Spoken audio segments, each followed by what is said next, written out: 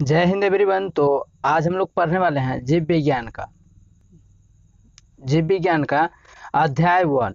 Chapter number first है जैव प्रक्रम यानी कि लाइफ प्रोसेस। अति लघु उत्तरीय प्रश्न सभी के सभी सब्जेक्ट हम लोग करेंगे बारी बारी से।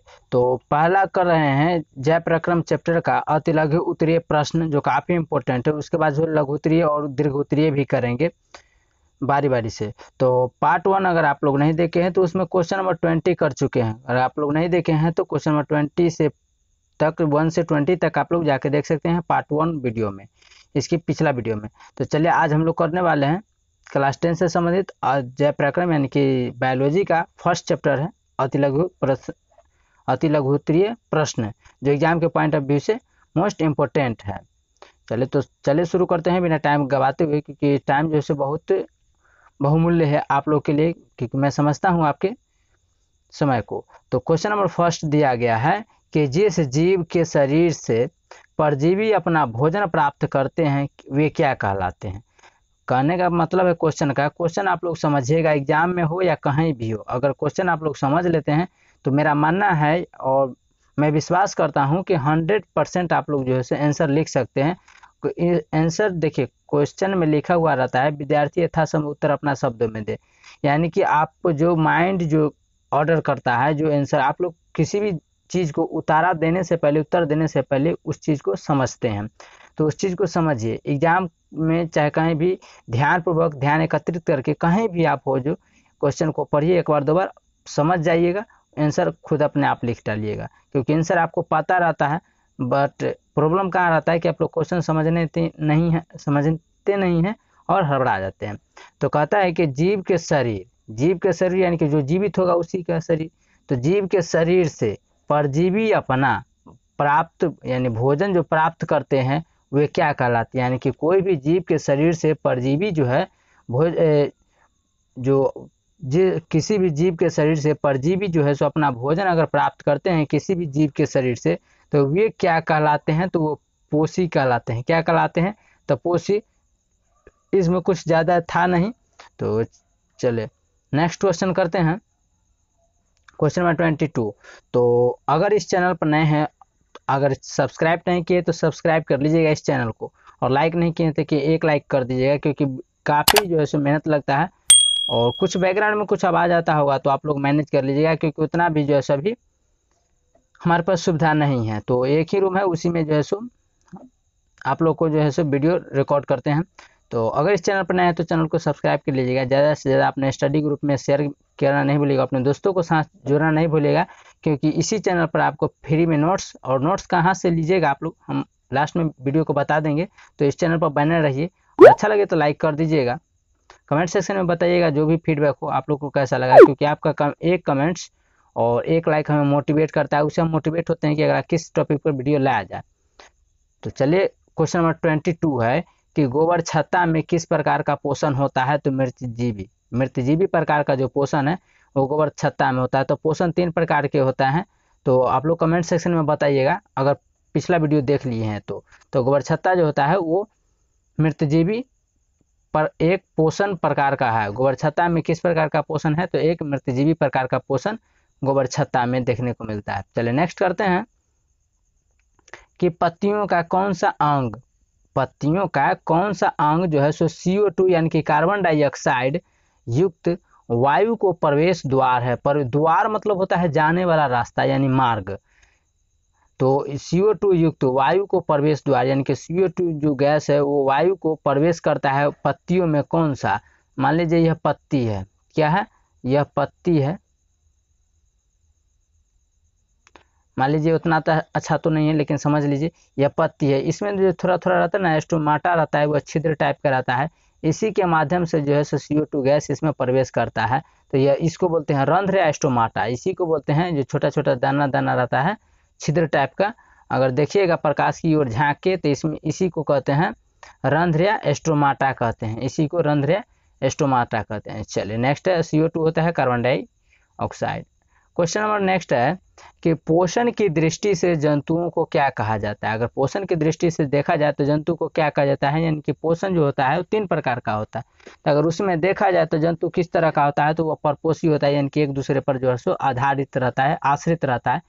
इसीलिए जो है सो पोषण की दृष्टि से यानी कि न्यूट्रिशन की दृष्टि से देखा जाए तो परपोषी होता है जीव जंतु। चलिए नेक्स्ट कर लेते हैं। सभी क्वेश्चन जो है सो कि एनसीईआरटी से किसी भी बुक आप उठा लीजिए बायोलॉजी का, जब और फर्स्ट चैप्टर का सभी को आप लोग देखें, सीरीज बाय सीरीज जो है सो क्वेश्चन 25 क्वेश्चन है, आप लोग देख लेंगे अति लघु उत्तरीय प्रश्न में मिला लीजिएगा। एक भी क्वेश्चन, मेरा एक ही सिद्धांत है कि आपका एग्जाम से संबंधित कोई भी क्वेश्चन आपको छूट नहीं पाए।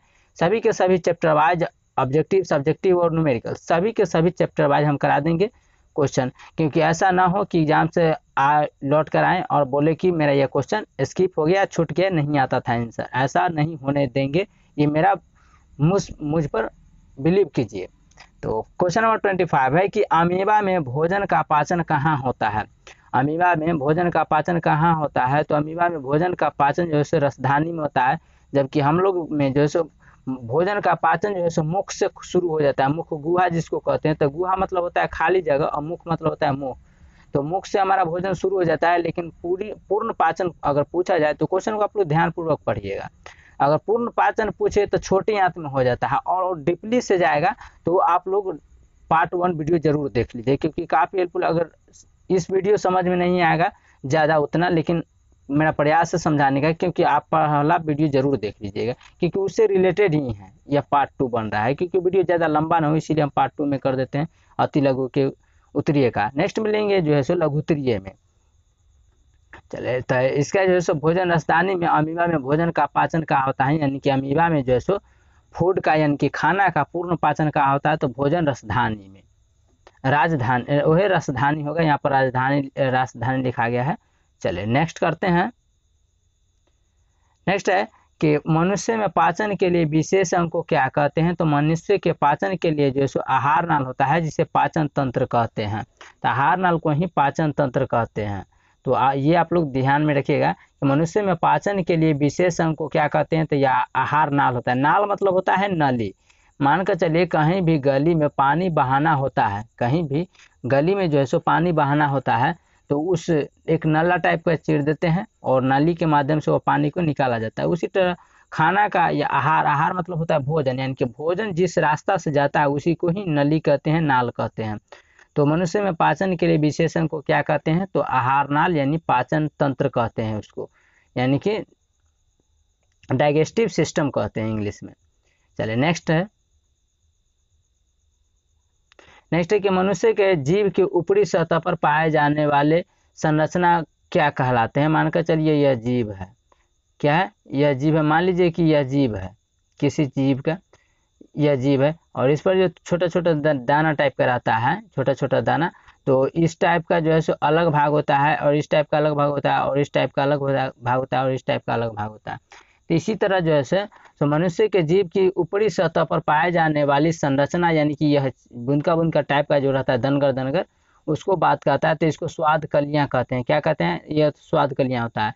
ये वाला होता है, ये जो है सो मीठा का स्वाद बतलाता है। जस्ट इसके पीछे जाइएगा तो यह कड़वा यानी कि तीता का स्वाद बतलाता है। देखिए आप लोग प्रैक्टिकली आप समझ सकते हैं, आपने लाइव अपने आप पर लीजिए।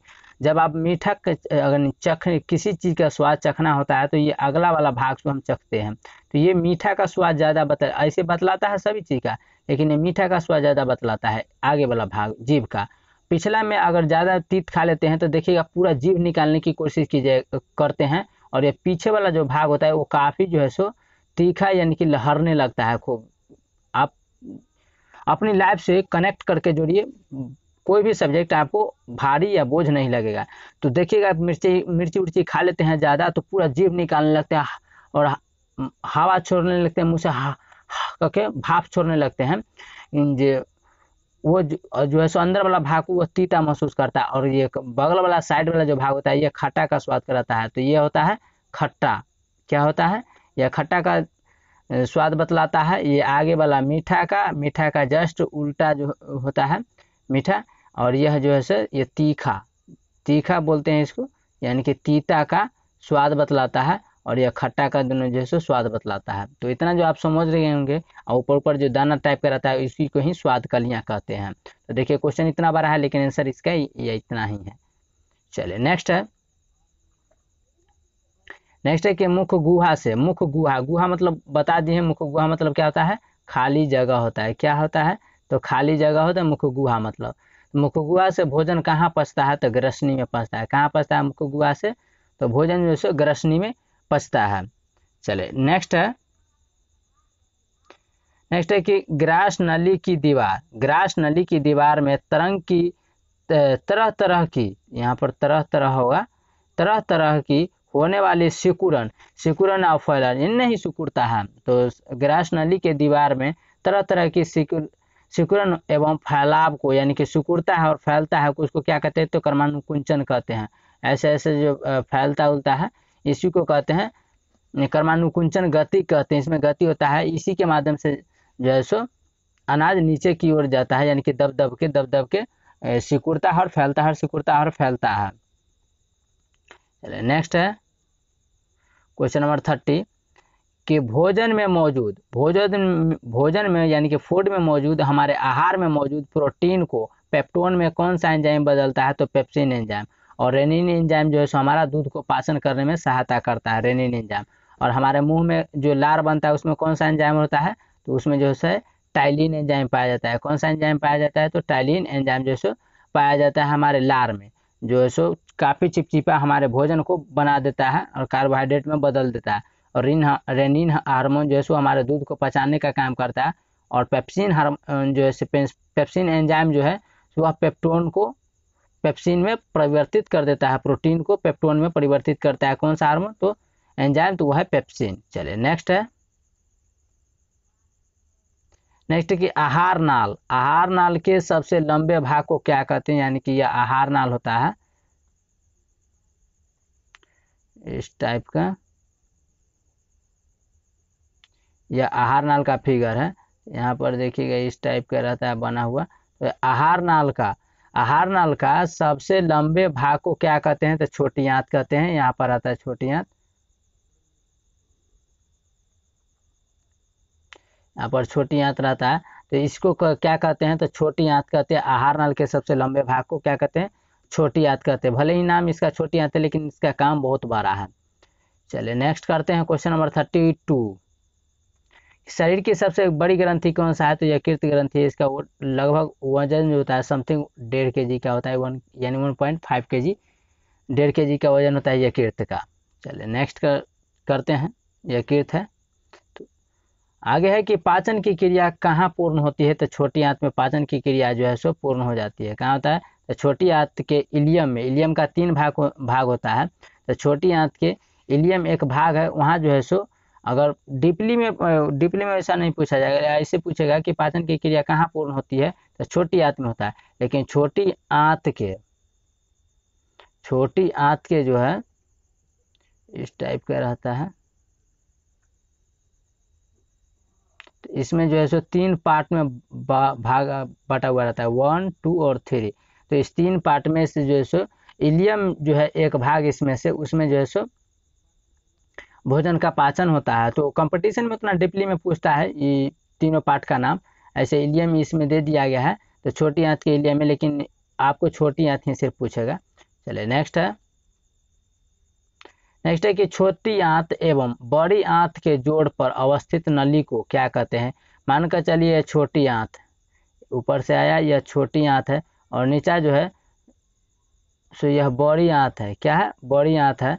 तो ये बड़ी आंत के जोड़ को, यहाँ पर जोड़ को क्या कहते हैं, तो सीकम कहते हैं। क्या कहते हैं, तो सीकम कहते हैं। यानी कि छोटी आंत और बड़ी आंत जहाँ पर जुड़ता है, जहाँ से शुरू होता है, जहाँ पर छोटी आंत खत्म होता है और बड़ी आंत शुरू होता है और वो दोनों जुड़ता है, उस भाग को क्या कहते हैं, तो सीकम कहते हैं। तो आई होप ये भी समझ गए होंगे। अगर इस चैनल पर नए हैं तो चैनल को सब्सक्राइब कर लीजिएगा जरूर, और लाइक नहीं किए हैं तो लाइक कर दीजिएगा, क्योंकि इससे आपको कुछ नहीं जाता है, हम आपके लिए ही मोटिवेट होते हैं। अगर आप लाइक्स और कमेंट्स करते हैं और चैनल को सब्सक्राइब करते हैं, चैनल को ग्रो करने में मदद करते हैं, तो हम इससे मोटिवेट होते हैं और जो है सो काफ़ी हेल्पफुल होता है, हमें मोटिवेशनल मिलता है कि चलिए आपको एग्जाम से संबंधित कंटेंट, और क्यों नहीं एग्जाम से संबंधित कंटेंट होगा, क्योंकि देखिए चैप्टर वाइज हम लोग जो है सो आपको ऑब्जेक्टिव थ्योरी न्यूमेरिकल सब करा देंगे। तो जब भी आप ये सब जो क्वेश्चन पढ़े आप किसी भी किताब उठाकर देखिए, जाकर क्वेश्चन नंबर 34 क्वेश्चन जाकर देख लीजिए कि क्वेश्चन है कि नहीं। ठीक है, तो कंपटीशन तो है नहीं कि आपको एग्जाम में कहीं से 9, 10, 11, 12 कहीं से पूछ सकता है। जब भी पूछेगा आपको चैप्टर वाइज ही पूछेगा, भले ही 2-4 क्वेश्चन पूछे, लेकिन आप लोग को सभी क्वेश्चन करा देंगे। एक भी क्वेश्चन कहीं से पूछे छूटने वाला नहीं है। अगर आप लोग ध्यान से वीडियो को देखते हैं ईमानदारी पूर्वक, तो पढ़ाई कीजिए ईमानदारी से और ध्यान से कीजिए एकदम लगन के साथ, क्योंकि हमको अब की बार जो है सो 90+% पार करना है। तो यही मेरा उद्देश्य है, आपको एक भी नंबर छूटने नहीं देंगे। सिर्फ आपको करना है वीडियो को ज़्यादा से ज़्यादा शेयर कीजिए। चैनल पर नए हैं तो चैनल को सब्सक्राइब कर लीजिएगा, क्योंकि एग्जाम से रिलेटेड सभी आपको इम्पोर्टेंट इसी चैनल के माध्यम से प्रोवाइड कराया जाएगा कंटेंट। और दोस्तों के साथ शेयर कीजिएगा। और इंस्टाग्राम है मेरा examination master by DK, Instagram या टेलीग्राम या फेसबुक, कहीं भी एग्जामिनेशन मास्टर बाय डीके यानी कि इसी चैनल के नाम से, यूट्यूब चैनल के नाम से ही कहीं से भी आप हमसे जुड़ सकते हैं। और टेलीग्राम पर आप जैसे फ्री में पीडीएफ पा सकते हैं। बताए थे कि फ्री में पीडीएफ कहाँ पाएंगे, तो टेलीग्राम पर examination master by DK search कीजिए और वहाँ से आप ज्वाइन और फॉलो कर लीजिए और वहाँ से फ्री में पीडीएफ पा सकते हैं। क्योंकि अन्य चैनल जो है सो आपको पैसा लेके देता है, लेकिन मैं फ्री में बांटूंगा क्योंकि आपको सब ज़्यादा से ज़्यादा हेल्पफुल हो सके। तो सीकम तो हो गया क्वेश्चन नंबर, नेक्स्ट करते हैं।